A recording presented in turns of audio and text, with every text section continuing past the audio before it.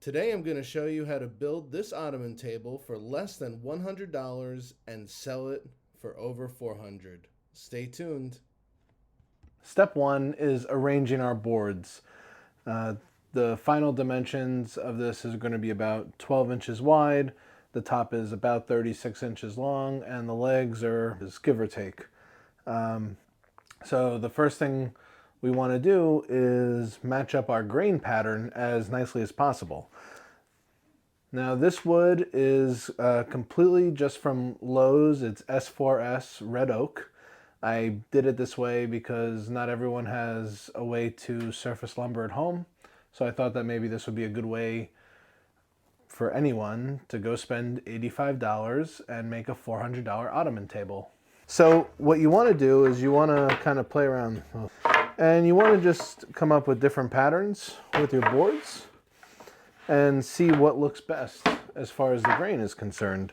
I got really lucky.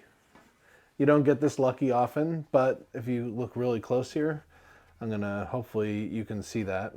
Pretty much quarter sawn oak, which is a lot more expensive than kind of a win. You can see how tight and straight this grain is, and that's gonna make it a lot better for them. We're just gonna mess around a little bit with our lumber, see what looks best.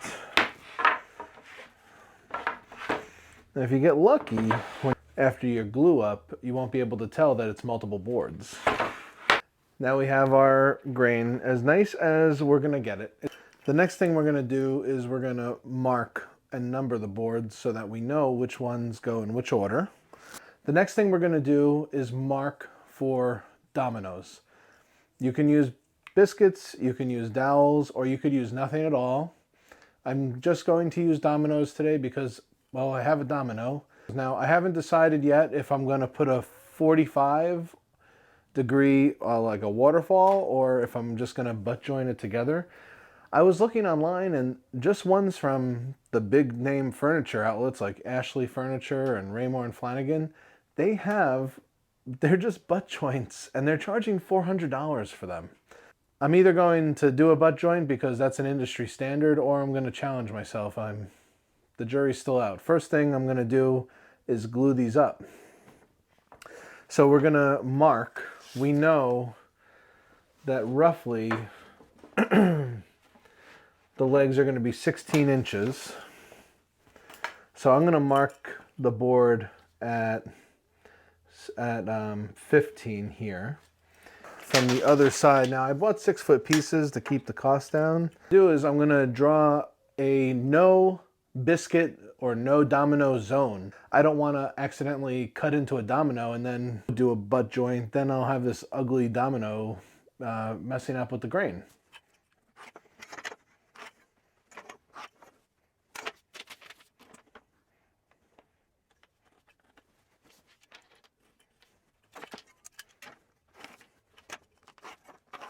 So now we know it is over X's.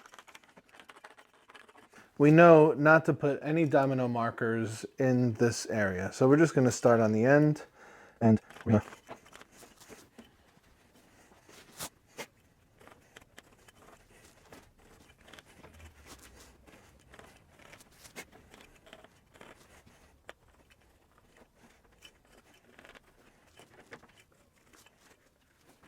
So as you can see, because I'm working with such a long board and I didn't actually mill these myself, some of them are bowed.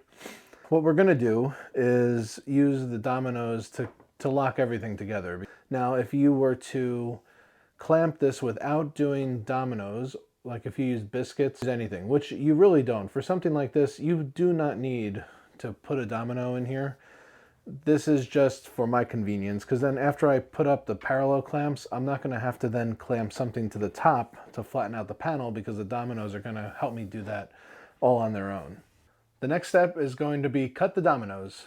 We're going to go ahead and do this really quick, and then we're going to glue these boards together.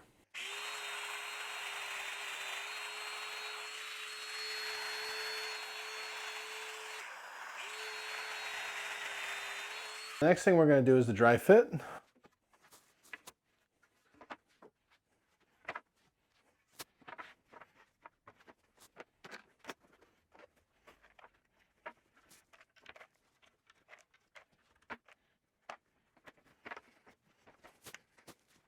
Now when you use a domino, it has multiple settings on it, and the instructions tell you to use the first hole on the smallest setting to line everything up. And then on your subsequent holes, you can use a larger setting. And that way when you're lining everything up, everything will be lined up from one reference point. But then, you know, if the machine moves a little bit to the left or to the right, it's no big deal. You know, having the domino keep everything nice and flat, that's underrated. No one talks about that. But now I'm not going to need any calls when I glue this up. I'm not going to have to put any downward pressure. I'm just going to be able to put my parallel clamps underneath here and clamp it in place. All right, so let's do that.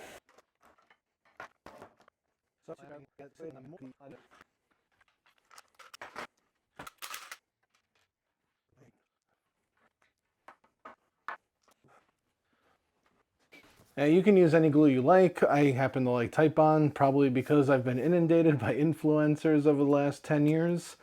Okay, we're going to start by applying a thin bead of glue across the top of the board, making sure to get a little bit extra in each one of those mortises. Now this is only called a domino because Festool has a patent on it. Just remember, this is actually just loose mortise and tenon joinery. So really you just want to make sure you have enough glue to fill the joint and those mortises.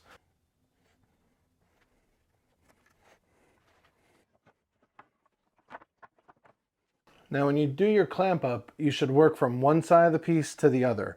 You don't want to clamp on both ends and then have a bow in the middle, and because then when you try to compress it, you're going to be putting a lot of stress. Wood is really strong and really flexible, so if you're putting all that extra stress on it, there's a chance that the joint will break in the future.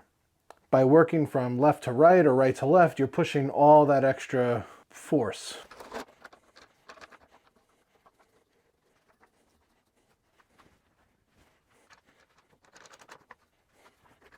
Okay, now I'm going to take a damp paper towel and clean up the glue.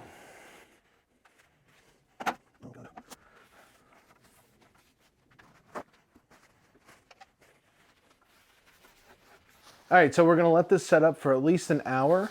Type Bond says not to stress the joint for 24 hours, but you can take it out of the clamps after 1 hour. All right, meet you back later. The glue has dried.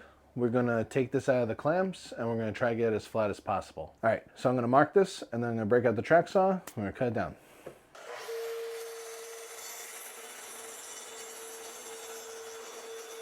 I'm going to take these pieces over to the planer, get them down to the final thickness and length, and then I'm going to come back. So now that we have our 3 pieces, get rid of all the glue. We're going to cut these down to length. We're going to sand them, we're going to shape them, and we're going to dry fit everything, and then we're going to stain and finish it. Up next, we need to attach the legs to the top. And we are going to do that with dominoes.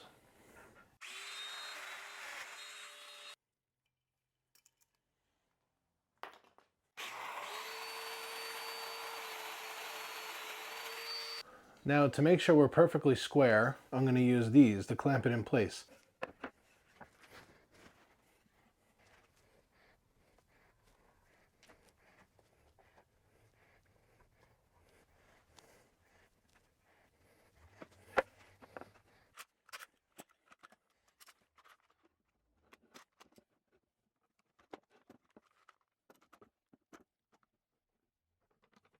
Okay, and now I'm going to do the other side. I'm going to turn off the camera for that one, but you get the gist. Now that I got this out of the clamps, the next step is going to be the final sanding. We're going to start at 120, work our way up to 220, and then we're going to stain this thing.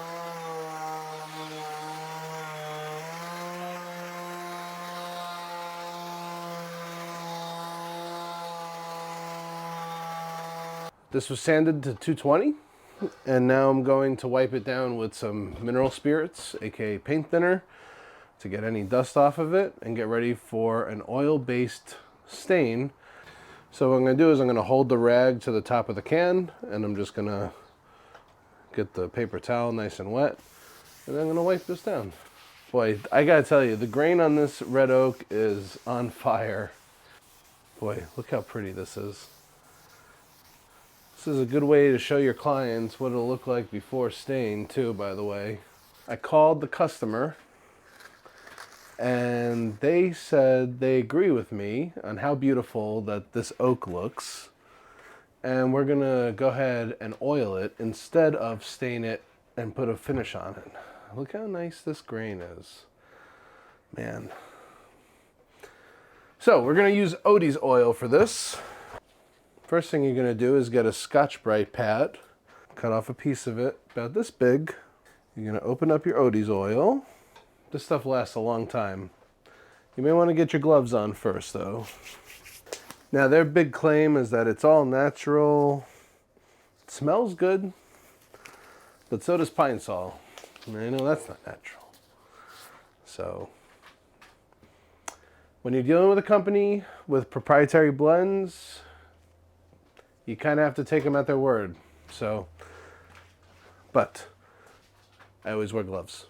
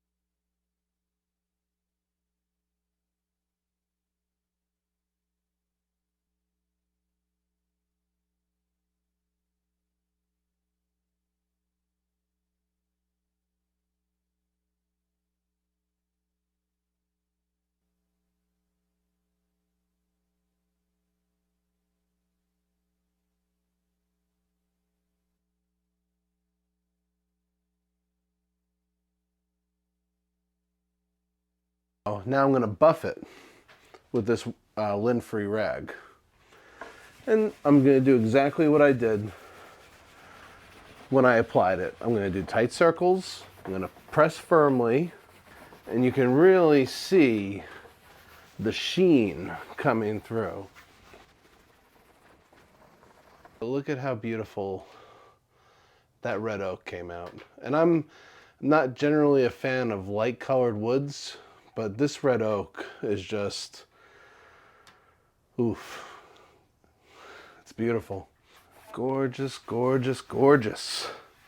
All right, that's a wrap.